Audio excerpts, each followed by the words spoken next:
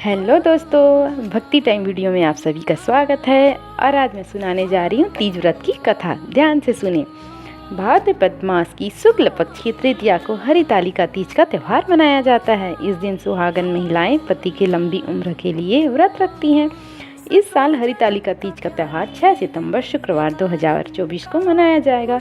सबसे पहले इस व्रत को माता पार्वती ने भगवान शिव के लिए रखा था। तो आइए सुनते हैं तीज व्रत कथा।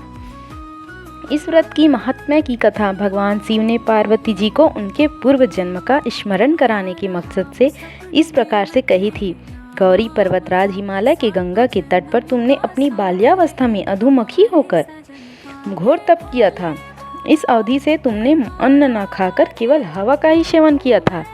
इतनी अवधि तुमने सूखे पत्ते चबाकर काटा था। मांग की शीतलता में तुमने निरंतर जल में प्रवेश कर तप किया था। बैसाख की जला देने वाली गर्मी में पंचांगनी से शरीर को तपाया। श्रावण की मूसलाधार वर्षा में खुले आसमान के नीचे बिना अन्न जल ग्रहण किए व्यतीत किया।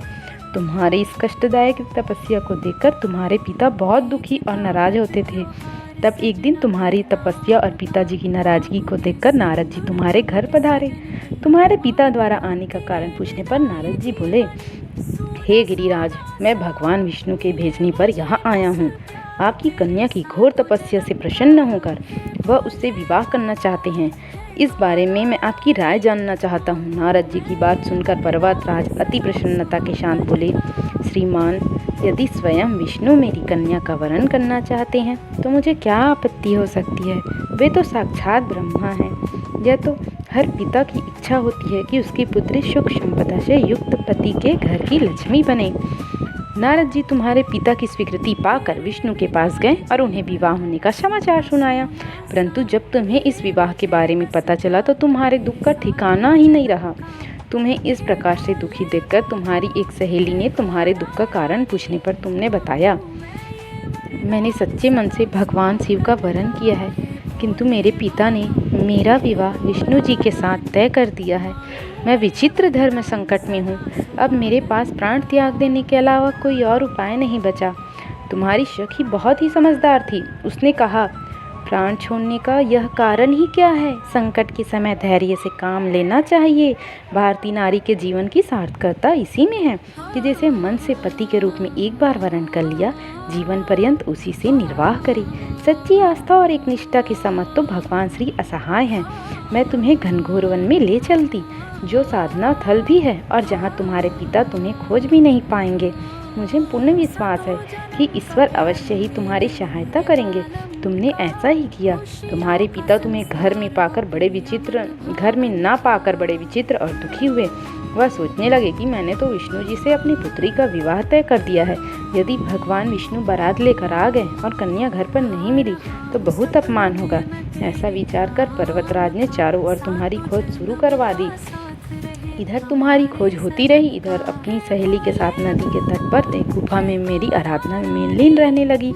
भाद्रपद तृतीया शुक्ल को हस्त नक्षत्र था। उस दिन तुमने रेत के शिवलिंग का निर्माण किया। रात भर मेरी स्तुति में गीत गाकर जागरण किया।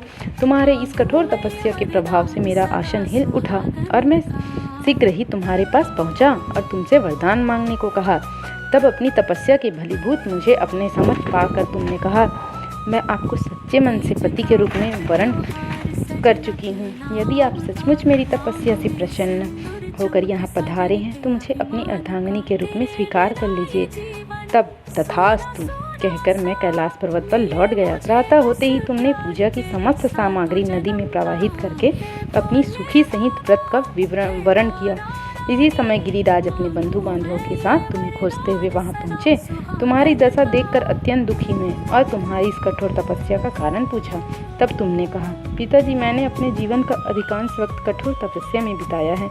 मेरी इस तपस्या के केवल उद्देश्य महादेव जी हैं। मैं अपनी तपस्या की कसौटी पर खरी उतर चुकी हूँ, क्योंकि आप मेरा विवाह विष्णु जी से तय करने का निश्चय कर चुके थे।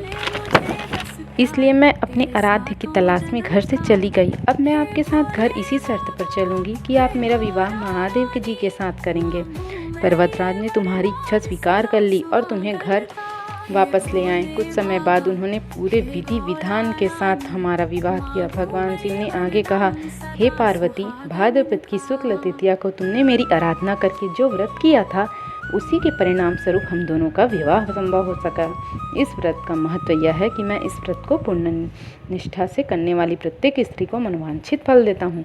इस व्रत को हरितालिका इसलिए कहा जाता है क्योंकि पार्वती की सखी उन्हें पिता और हर जंगल में मिले गई थी। हर अर्थात हरण करना और आलिका अर्थात सखी। भगवान शिव ने पार्वती जी से कहा कि इस व्रत को जो भी स्त्री पूर्ण श्रद्धा से करेगी, उसे तुम्हारी तरह अचल सुहाग प्राप्त होगा।